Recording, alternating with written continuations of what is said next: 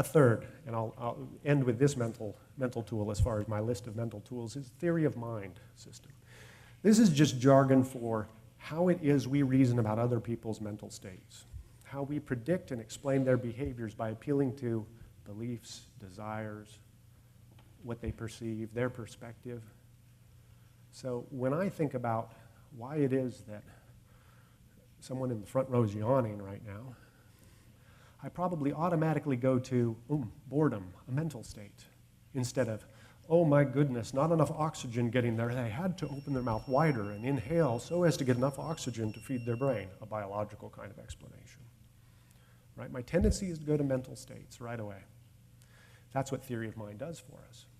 Okay, but theory of mind has a developmental pattern to it. And early on, if you look at the assumptions that young children have, say 3-year-olds, they seem to have a tendency to over-attribute knowledge and perception, okay? That is, when in doubt, assume that other people know an awful lot. When in doubt, assume they can see everything. Turns out we're starting to get some evidence out of my lab that when in doubt, assume that people are immortal too, okay? Now, it doesn't take much to see that these are godlike properties. And maybe it's the case that then learning those kinds of concepts are really easy for young kids because in some ways the way their minds develop are already tuned in that direction, okay?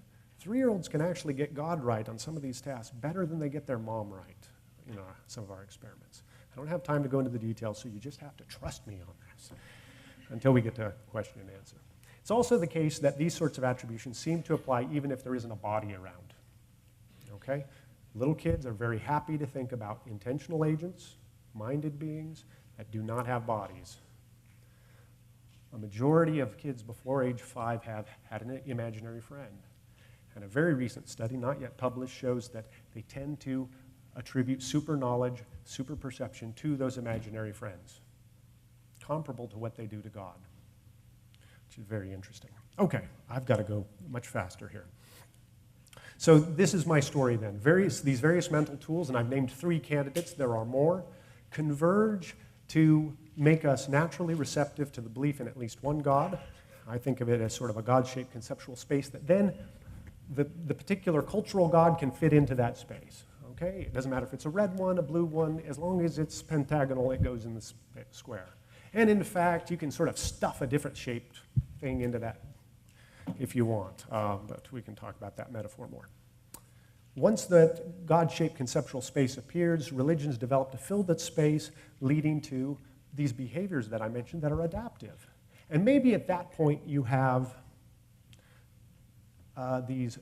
what you might think of as gene-culture complexes that are adaptive and continue to spread. So maybe that people fearful of watching gods become more cooperative and self-restrained. Religious rituals can produce trust and effective communities. God-centered meeting systems may reduce stress and produce well-being. Those are just some examples that people have brought up. All right, so what? Jesse Bering here in a recent book, came out earlier this year, called The Belief Instinct, writes this. He's on to the theory of mind being the mental tool that's most important in this story. He and I agree about 90% of the time. But he puts a lot of emphasis on this theory of mind stuff, and this is the way he puts it. So it would appear that having a theory of mind was so useful for our ancestors in explaining and predicting other people's behaviors that it's completely flooded our evolved social brains. Okay? We're seeing minds everywhere. We're socializing with the trees and the clouds and all kinds of stuff. Yes. And then he goes on to say this. What if I were to tell you that God's mental states, too, were all in your mind? That God was, in fact, a psychological illusion, a sort of evolved blemish etched onto the core substrate of your brain. It may feel as if there's something grander out there, watching, knowing, caring, perhaps even judging. But in fact, that's just your overactive theory of mind. In reality, there's only the air you breathe. Is Bering right? That's a discussion we can have. But I've already sort of tipped my hand with the Harry Potter quote, right? I think Bering is being hasty in the kind of conclusion he's drawing. And here's a quote from Alvin Plantinga. logician and Christian philosopher. He writes this: to show that there are natural processes that produce religious belief does nothing to discredit it. Perhaps God designed us in such a way that it is by virtue of those processes that we come to have knowledge of him. Right? You get the picture? Yeah, there's this natural story, but if God orchestrated the cosmos such that we evolved in this way, well, he's behind it at the end of the day. Not a problem. I want to note something, though. That reply, that kind of rebuttal to the Jesse Baring's position is not available to all gods, what you might call gods. Suppose your belief is in an ancestor spirit that just works in the local forest out here, okay, and it takes care of the deer, whatever it does. Well, it couldn't have orchestrated the cosmos to bring about these kinds of minds that are predisposed to believe in God. That's not right, okay? So it might be that actually only some gods can get off the hook in planning his way here, and others are going to have problems with this kind of data, maybe. I'll leave that to the philosophers. We might also wonder this: if there is a God, one that is powerful, knowledgeable, and involved in the creation or shaping of the world, who also wants us to come to know him, how probable is it that there would be natural dispositions to believe in some kind of God like this? Okay, do you follow me? If there is such a God like that, you might wonder, well, how probable is it that we would naturally have some kind of sense of the divine, as it's sometimes called, or a tendency to believe?